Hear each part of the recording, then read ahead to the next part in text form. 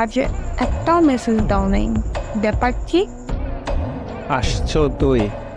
যাক, ভালো হইছে, তোর অপেক্ষায় ছিলাম।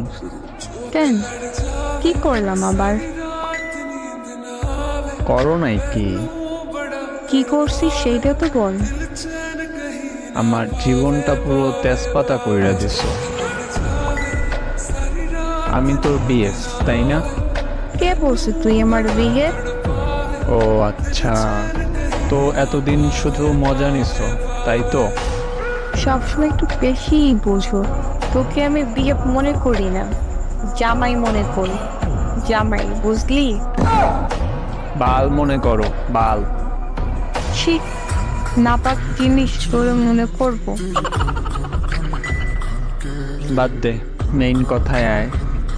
ও আচ্ছা, এতক্ষণ দুধ ভাত কথা বলছো, আগে বলবি তো। তুই আমাকে জামাই মনে করো। সারাদিন কোনো মেসেজ দাও না, একটা কল দাও না, নিজের ইচ্ছা হলে কথা বলতে আসো, ইচ্ছা না হলে আর খবর থাকে না তো। এইরকম ভালোবাসো জামাইকে?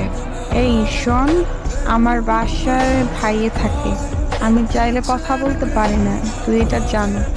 তাও আমার সাথে ঝগড়া করার জন্য এগুলো বলতেছো? তুই থাম। অন্য সব সম্পর্কে দেখি তো, দুনিয়া উল্টাইয়া গেলেও জিএফ ঠিকই বিএফ এর খোঁজ নেয়।